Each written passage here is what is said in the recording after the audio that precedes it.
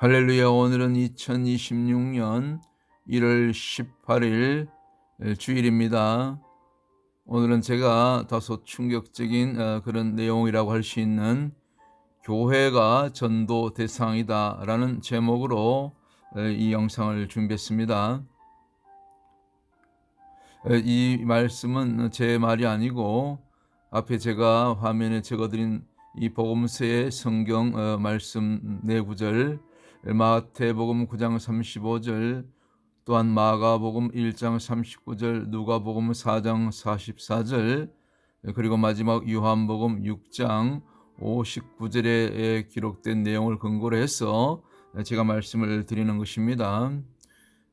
우리 주님은 공생의 기간 동안 제자들과 함께 각 마을들을 순회하면서 그렇게 순회 전도를 주로 하셨지요. 그러다가 또 마을마다 이제 그 회당이 있으면은 회당에 들어가서 꼭 이렇게 또 복음을 전하셨습니다. 또 병든 자를 고쳤습니다. 율법을 풀어서 그렇게 또 설명해 주셨습니다. 이것을 갖다가 우리는 흔히 예수님의 3대 사역, 곧 가르치고 전파하고 치유하고, 이것이 공생의 기간 동안에 예수님의 주된 3대 사역이라고 그렇게 일컬어지지요. 그런데 이 3대 사역을 각 거리에서, 회당 밖에서, 각 마을들에서, 때로는 갈릴리 호수변에서도 그렇게 하셨지만은 주로 이렇게 예수님이 회당 안에서 이 3대 사역을 했다는 기록이 이렇게 실제로, 예를 들면 마태복음 9장 35절이나 그 다음에 앞에 적어드렸던 이 각 복음서마다의 그런 성경 기록에 증거를 하고 있는 것입니다. 제가 그 중에서 대표적으로 마태복음 9장 35절 말씀을 봉독하겠습니다.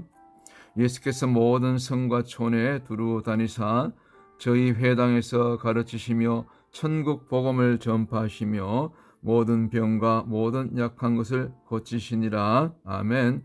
3대 사역이 여기 나오지요. 회당에서, 어디 있어요? 회당에서 가르치시며 천국 복음 전파하시며 전도하셨다는 얘기죠. 그리고 모든 병과 모든 약한 것, 귀신 들린 자들을 또 고쳐주시고 치유 사역이죠. 이 3대 사역을 이제 주로 회당에서 많이 하셨다는 것입니다.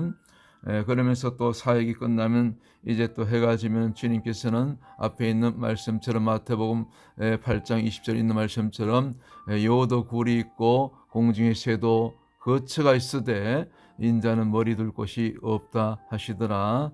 주님께서는 정말 홈리스처럼, 그렇게 홈리스도 아니면 하나님의 아들이시면서도 머리 둘 곳 없이 그렇게 밤이슬 맞으며 그렇게 또 밤새 기도하시며 그렇게 거처 없이, 일정한 거처 없이 저렇게 산으로 들로 또 이렇게 새벽 미명까지 그렇게 이 들판에서, 산에서 지내신 것을 우리가 볼 수가 있습니다. 이와 같이 예수님의 공생에 또 3년, 또 혹은 3년 6개월이라고 그러는데, 제자들과 함께 걸어갔던 그 공생애를 저는 간접적으로나마 지난 4년 가까이 거리에서, 공원에서, 정말 교회 예배처 없이, 건물 없이 성도들도 다 뿔뿔이 흩어버린 다음에 그렇게 목회 또 전도 사역을 해오면서 어느 정도 이 공생의 사역에 예수님의 사역, 제자들의 사역을 이렇게 이해하게 되었습니다. 그렇습니다. 오늘 교회들은 참 따뜻하고 편안하고 그렇습니다.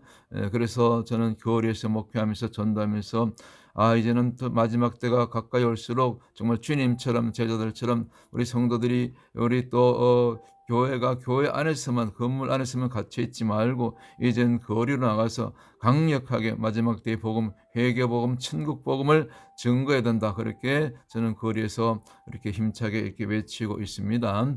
이제 예수님께서 사마리아 이제 수가성을 지나가게 되지요. 그러면서 예수님이 잠시 지치고 목말라서 그 세겜 땅에 있던 이 야곱의 우물가에 앉아 계시다가 누구를 만납니까? 바로 수가성 여인, 목말라 하던 남편, 여섯째 남편도 본 남편이 아니라고 그렇게 스스로 고백했던 그 수가성 여인을 만나게 되지요. 여기서 예수님께서는 이 여인에게 예배에 대한 진정한 그런 가르침을 이렇게 또 설파하게 되지요. 여인이 묻습니다. 우리 조상들은 이 산 곧 그리심산이겠죠. 그리심산에서 예배한다고 들었는데 당신네들은 곧 유대인들은 예루살렘에서 예배해야 된다고 그럽디다. 그랬더니 우리 주님께서 뭐라고 대답하십니까? 이 산도 아니고 예루살렘도 아니고 진정으로 너희가 아버지께 예배할 때가 오나니 곧 영과 진리로 예배하는 자들 아버지께서 찾으시니라. 그렇게 하면서 예배에 대해서 이 여인을 깨우치고 그렇게 복음을 전하고 그리고 그 생수에 대한 진정한 생수가 되신 예수 그리스도 자신을 드러내면서 그래서 그때 하신 말씀이 하나님의 영이시니 예배하는 자가 영과 진리로 신령과 곧 진리로 예배할지니라. 그때 이 여인이 복음을 깨닫고 마을로 들어가서 마을 사람들에게 복음을 전하죠. 물동이를 다 내동댕이 치고 복음의 전사로 전도자로 그렇게 거듭나는 그런 사건들을 우리가 이 복음서를 통해서 수가성 여인을 통해서 우리가 깨닫게 됩니다. 그리고 나서 예수님은 자리를 옮겨서 이제 제자들과 함께 이제 또 들녘에서 오병이어의 기적을 행하시고 그리고 나서 뿔뿔이 물이 들으신 다음에 하신 말씀이 바로 요한복음 6장에 있는 말씀 진정한 영의 말씀이죠. 곧 내 살을 먹고 내 피를 마시지 않는 자는 이 생명이 없다. 나와 상관이 없다. 구원과 상관없다는 그런 놀라운 충격적인 말씀을 선포하십니다. 이것이 제가 오늘 전하고자 하는 이 정말 교회가 전도 대상이다. 이런 그 주제에 대한 그런 핵심 내용이 되겠습니다. 그러면서 요한복음 6장 63절에 계속해서 주님 말씀하십니다. 살리는 것은 영이니 육은 무익하니라. 내가 너희에게 이런 말이 영이요 생명이라. 곧 예수님의 입에서 나온 말씀이 곧 영이고 생명이고 그래서 이 예수님의 입으로부터 나오는 이 말씀을 먹고 마시고 예수님의 그 피를 마시지 않는 자는 이제 나와 상관이 없다. 그리고 이 생명이 없다고 그렇게 요한복음 이제 6장 이제 53절에서 그렇게 기록하고 있는 것입니다. 오늘 이 말씀이 교회 안에 던져질 때 이것은 충격적인 메시지가 될 것입니다. 왜?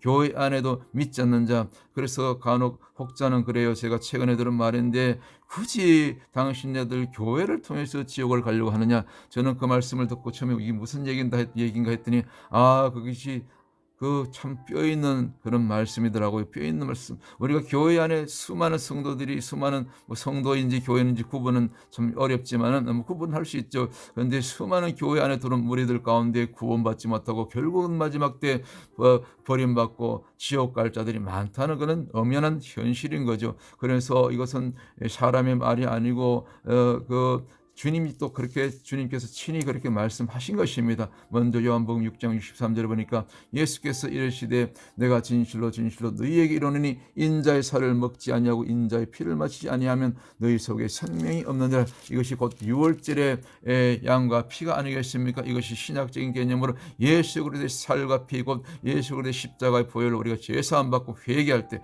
그리고 예수님의 입으로부터 난 말씀이 곧 이 살이고 생명이 되고 그래서 내 말이 영이요 생명이고 우리를 살리는 영생의 말씀이 되는 줄 믿습니다. 그래서 이 말씀하시면서 마지막으로 주님께서 하신 말씀이 내게 아버지께서 허락하지 않은 자는 아무도 그 누구도 이렇게 그 구원을 얻을 수 없다는 그런 말씀이 요한복음 6장 이제 65절이 되겠는데 바로 그 직전하신 말씀 놀라운 말씀 충격적인 말씀이 요한복음 6장 64절이 되겠는데요. 그러나 너희 중에 믿지 아니하는 자들이 있다. 교회 안에 회중 안에 회당 안에도 믿지 않는 자들이 있다는 것입니다. 오늘날 교회 안에 믿지 않는 자들이 있다는 것입니다. 이들에게 복음을 전해야 된다는 것입니다. 이는 예수께서 믿지 아니하는 자들이 누구며 자기를 팔자가 누군지 처음부터 아심이 이르라.